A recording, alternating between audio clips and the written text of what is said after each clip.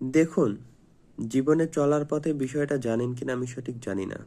তবে ব্যক্তিগত মতামত হচ্ছে, জীবনে চলার পথে প্রকাশ্যে জনসাধারণের উদ্দেশ্যে এমন কোনো কিছুই বলিয়েন না, এমন কোনো কিছুই করিয়েন না, যাতে লোকে বিরক্ত হয়ে আপনাকে টেনে নিচে নামায়।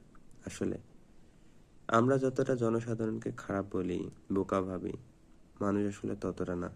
আর না বলেই ঢালাও কোনো কিছুই বলিয়েন না। যাই বলেন বুঝে শুনেই বলেন, যাই করেন বুঝে শুনে করিয়েন। কারণ যদি ঢালাও বলেন, তবে বারবার বলবো, বারবার বলি, বারবার দেখেছি, জনসাধারণ, জনগণ, মানুষ, দেশ আসলে ঢালাও কোনো কিছুই পছন্দ করে না।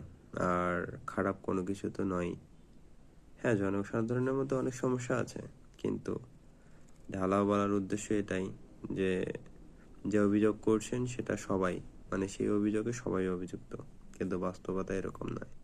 বাস্তবতা একটু অন্যরকম। ঢালাও কেউ কোনো কিছুই নয়। অনেকে হতে পারে, অধিকাংশ হতে পারে, অভিযুক্ত হতে পারে, কিন্তু সবাই কোনোভাবেই অভিযুক্ত নয়।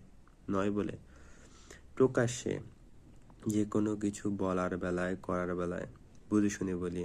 যদি বুঝে শুনে না বলেন, ঢালাও বলেন, তবে মাঝে মাঝে অপদস্থ হবেন, অপমান হবেন, হওয়া হবেনি। হওয়াটা আসলে সময়ের ব্যাপার মাত্র। সতর্ক করছি। নিজের মান সম্মান, নিজের আত্মসম্মান, নিজের ব্যক্তিত্ব, নিজের অনেক কিছুই যাতে ভালো থাকে সেই উদ্দেশ্যে।